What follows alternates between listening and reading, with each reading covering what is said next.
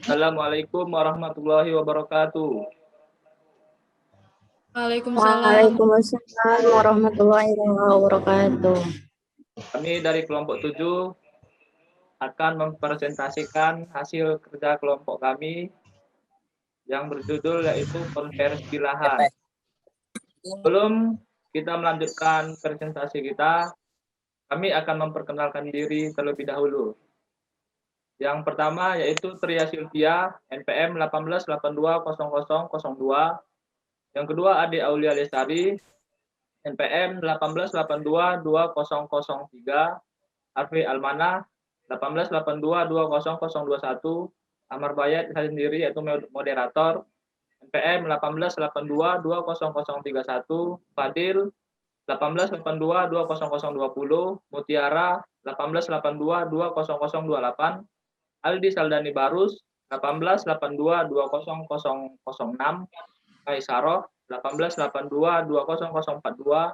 Sylvia Hayati 18822045. Imam Faudi Harahap 18822050. Selanjutnya kepada Tria Sylvia untuk membacakan materinya. Kepada Tria Sylvia dipersilakan dengan segala hormat.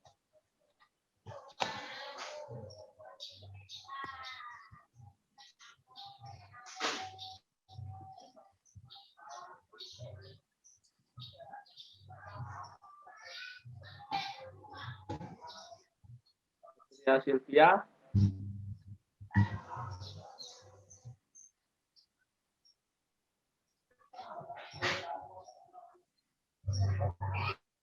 Ya, Sylvia.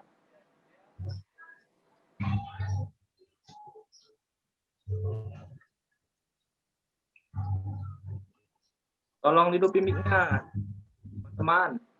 Tria, nggak hidup mic-mu. Nggak dengar suaramu, Tria. Tria. Maaf, Iya. Tolong mic-nya tekan kepada Tria Sylvia. Iya, udah. Membaca materi. Udah. Iya. Baik, saya akan menjelaskan tentang latar belakang. Lahan adalah salah satu sistem bumi yang bersama dengan sistem bumi yang lain, yaitu air alam dan atmosfer. Jadi inti fungsi pemantapan ekosistem. Tanah berkedudukan khas dalam masalah keragaman dan produktivitas hayati, mengatur dan membagi-bagi aliran air dan larutan, menyaring, menyangga, mendegradasi, imobilisasi, dan detoksifikasi bahan-bahan organik dan anorganik, termasuk hasil samping industri dan kota, serta endapan atmosfer. Menyimpan dan mendaurkan hara dan unsur-unsur lain di dalam biosfer bumi dan memberikan topangan bagi bangunan sosioekonomi dan perlindungan bagi manusia. Baik, saya serahkan kepada moderator. Terima kasih. Oke, baik, terima kasih kepada Tria Sylvia. Selanjutnya akan dibacakan oleh Saudari Ade Aulia Lestari. Pada Ade Aulia Lestari dipersilahkan.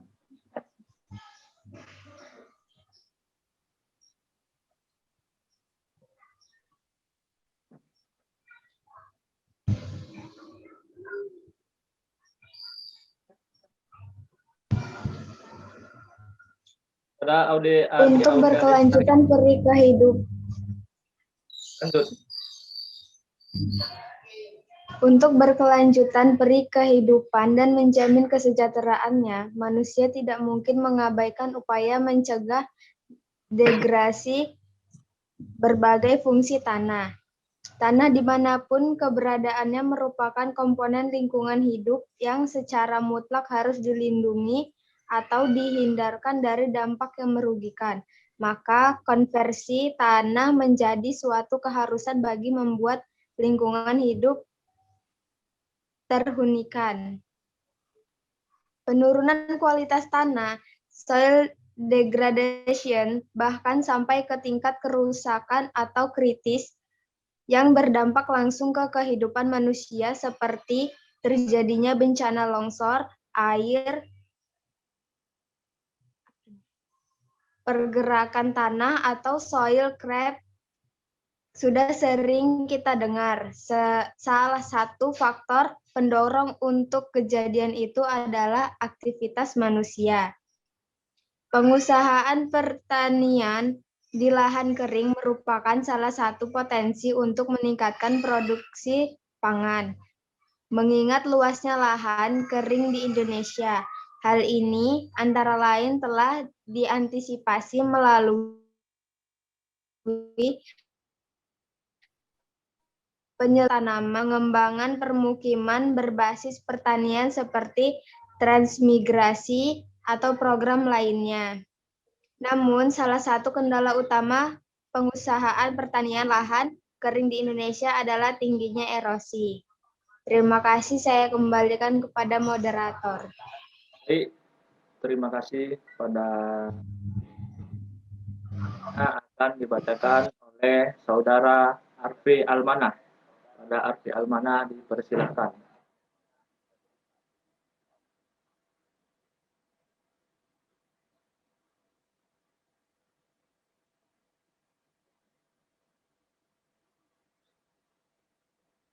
Pada Saudara Arfi, dipersilakan untuk membaca materi.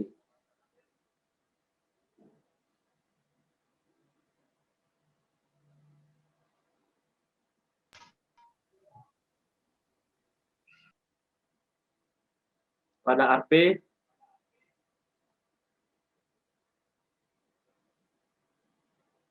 oke, mohon maaf, mungkin agak ada kendala jaringan sedikit. Selanjutnya akan dibacakan oleh Muhammad Fadil. Pada Muhammad Fadil, dipersilakan.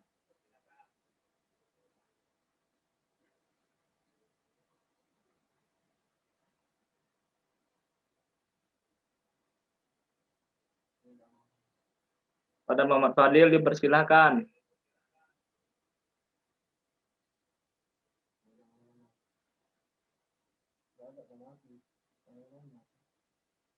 Oke, selanjutnya akan dibacakan oleh saya sendiri.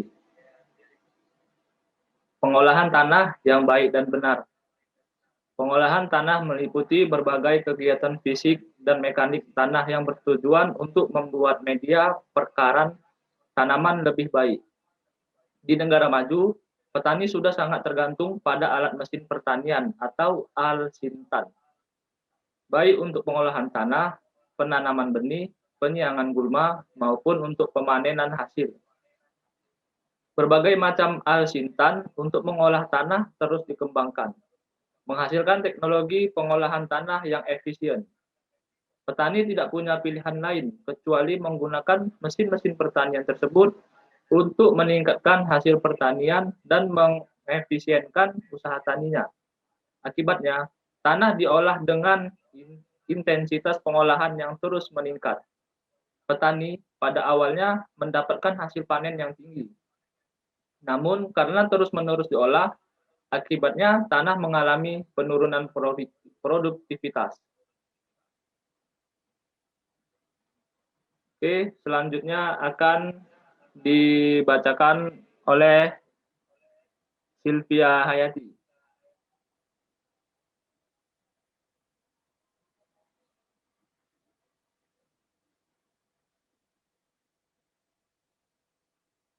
Pada Sylvia hati-hati dipersilahkan.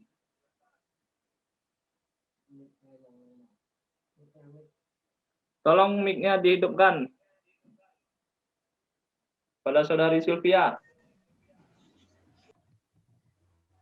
Pengolahan tanah dapat diartikan sebagai kegiatan manipulasi mekanik terhadap tanah. Tujuannya adalah untuk mencampur dan mengumpulkan tanah, mengontrol tanaman, mengganggu, mencampur sisa tanaman dengan tanah, dan menciptakan kondisi pengemburan tanah yang baik untuk pertumbuhan akar. Pengolahan tanah dikerjakan untuk mengemburkan tanah, memperdalam jalur efektif untuk pekarangan dan memudahkan daya antar air dan udara. Setiap pengolahan tanah akan menyebabkan terjadinya perubahan sifat-sifat tanah. Tingkat perubahan terjadi sangat ditentukan oleh jenis alat pengolahan tanah yang digunakan. Menggunakan cangkul, misalnya realty, tidak akan banyak menyebabkan terjadinya pemadatan pada lapisan tanah bagian bawah. Namun demikian, karena seringnya tanah terbuka, terutama antara kedua musim tanah, maka lebih riskan terhadap dispersi agregat erosi dan proses iluviasi yang selanjutnya dapat mendapatkan tanah. Saya kembalikan pada moderator. Baik, terima kasih pada saudari Sylvia. Selanjutnya akan dibacakan oleh Aldi Saldani Barus. Dipersilakan.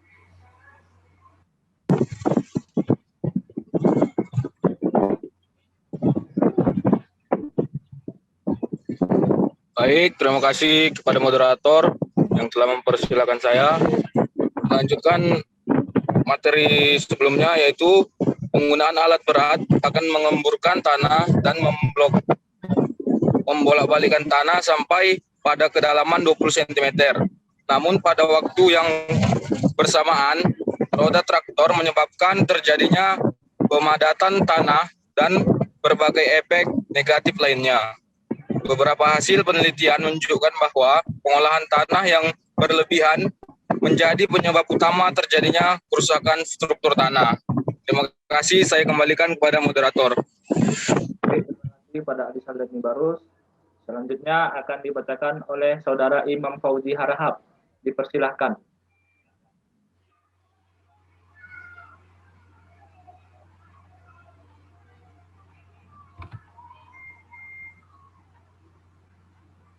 Saudara Imam. Baik, di sini saya akan melanjutkan materi mengenai cara penyelamatan sumber daya lahan dan air pada lahan perkebunan rakyat yang masih banyak dikelola secara konvensional. Umumnya lahan perkebunan rakyat atau smallholder plantation lebih luas daripada perkebunan besar swasta dan negara. Luas perkebunan rakyat yang lebih sedikit dibanding luas lahan perkebunan besar hanyalah perkebunan kelapa sawit. Meskipun lebih luas, produktivitas komoditas perkebunan rakyat rata-rata lebih rendah daripada produktivitas perkebunan besar, seperti yang dikemukakan Direktorat Perkebunan Besar, Direktorat Jenderal Perkebunan tahun 2018. Permasalahan yang dihadapi kebanyakan petani perkebunan rakyat untuk memperbaiki kinerja tanaman perkebunan antara lain kekurangan modal, produktivitas tanaman menurun akibat kesuburan tanah.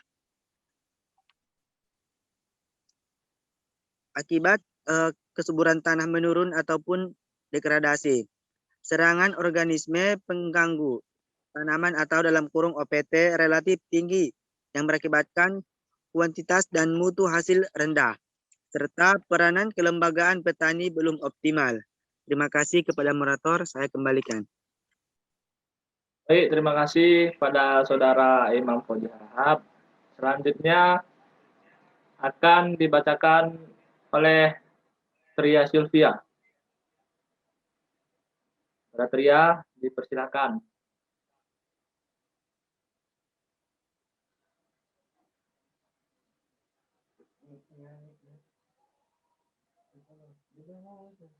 Tolong mic-nya dihidupkan, Tria Sylvia.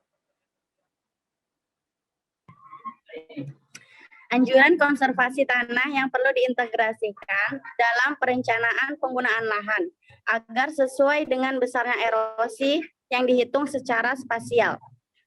Yang pertama, dalam penelitian ini, metode Universal Soil Loss Equation atau USLE dalam kutipan Wishmeyer dan Smith tahun 1978 digunakan untuk menghitung besarnya erosi, parameter-parameter erosivitas hujan, erodibilitas tanah, lereng, tutupan lahan, dan usaha konservasi. Dispasialkan menggunakan ArcView GISFER 3.2 dan dikelaskan. Overlay dilakukan terhadap satuan kelas setiap parameter sehingga membentuk satuan peta parameter erosi. Yang kedua, untuk perhitungan spasial, pada setiap parameter digunakan nilai maksimum dan minimum pada setiap kelas satuan peta erosi. Dengan cara ini, diperoleh dua besaran erosi. Yang pertama, erosi maksimal dan erosi minimal pada setiap satuan peta erosi. Terima kasih, saya kembalikan kepada. Baik, terima kasih kepada Saudari Tria Sylvia. Selanjutnya akan dibacakan oleh Saudari Ade Aulia Lestari. Dipersilahkan.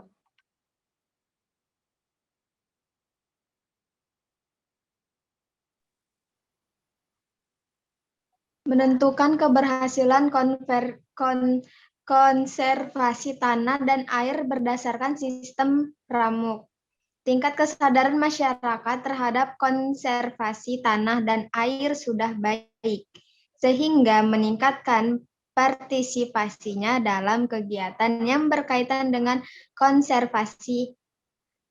Model pengelolaan yang diharapkan adalah mengelola bersama di mana lahan-lahan masyarakat yang masih gundul untuk ditanami dengan bantuan bibit dan teknis dari instansi pemerintah dan LSM. Terima kasih, saya kembalikan kepada moderator. Baik, terima kasih kepada Saudari. Selanjutnya akan dibacakan oleh Muhammad Fadil. Muhammad Fadil. Terima kasih kepada moderator. Di sini saya akan melanjutkan.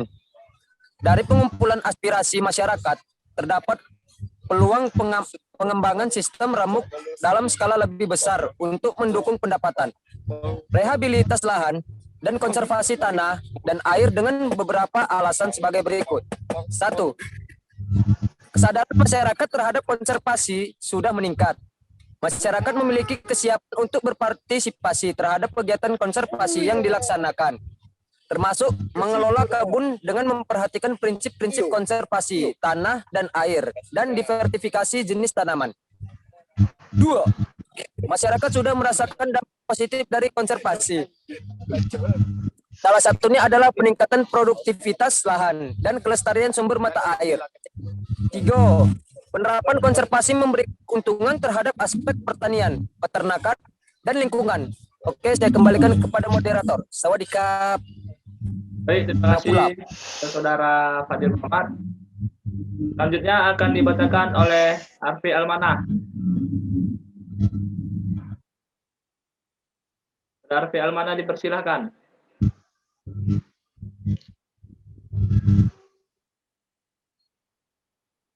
Saudara Arfi Almanah, dipersilahkan.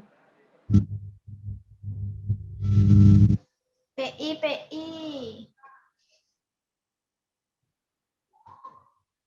Baik, karena Saudara Arfi Almanah tidak menanggapi, selanjutnya akan dibacakan oleh saya sendiri.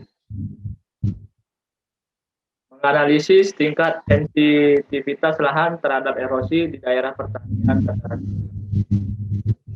Berdasarkan pengamatan lapangan, masyarakat pada umumnya menanam sayuran maupun tembakau di lahan pertanian mereka. Pemanfaatan tersebut perlu diimbangi dengan usaha konservasi tanah dan air yang mempertimbangkan tingkat aktivitas dan fungsi kawasan selain untuk menghindari terjadinya degradasi. Konservasi tanah dan air dimaksudkan agar lebih banyak air hujan yang meresap ke dalam tanah, mengisi akuifer menjadi air tanah daripada menjadi aliran hujan.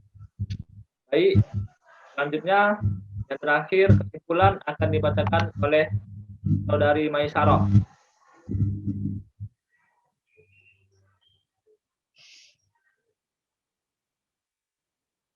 Maisaroh, dipersilakan. Baik, terima kasih. Di sini ada kesimpulan. Konservasi itu sendiri merupakan berasal dari kata conservations yang terdiri atas kata con atau together dan servare atau keep atau save yang dimiliki pengertian mengenai upaya memelihara. Saya ulangi.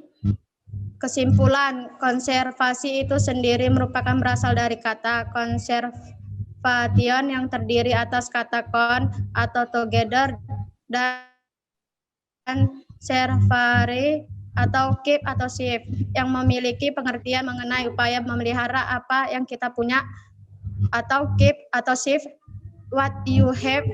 Namun secara bijaksana ide ini dikemukakan oleh the other Roosevelt 1902 yang merupakan orang Amerika pertama yang mengemukakan tentang konsep konservasi. Sedangkan menurut Rejection 1981, konservasi merupakan suatu bentuk evolusi kultural di mana pada saat dulu upaya konservasi lebih buruk daripada saat sekarang. Konservasi juga dapat dipandang dari segi ekonomi dan ekologi, di mana konservasi dari segi ekonomi berarti mencoba mengalokasikan sumber daya alam untuk sekarang. Sedangkan dari segi ekologi, konservasi merupakan alokasi sumber daya alam untuk sekarang dan masa yang akan datang. Tujuan dari adanya konservasi adalah agar terwujud kelestarian sumber daya alam hayati serta kesinambungan ekosistemnya sehingga dapat lebih mendukung upaya meningkatkan kesejahteraan masyarakat dan mutu kehidupan manusia. Untuk mewujudkan tujuan tersebut perlu dilakukan strategi dan juga pelaksanaannya di Indonesia juga.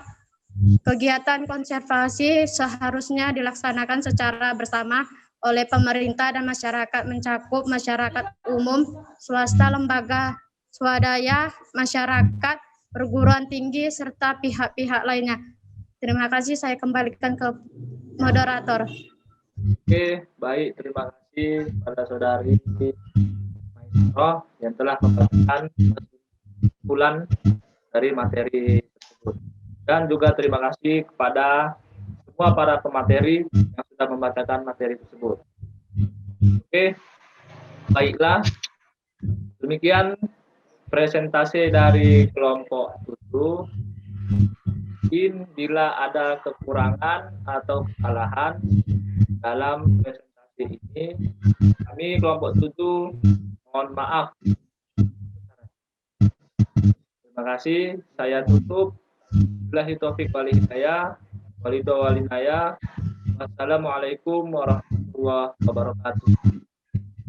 Waalaikumsalam warahmatullahi wabarakatuh.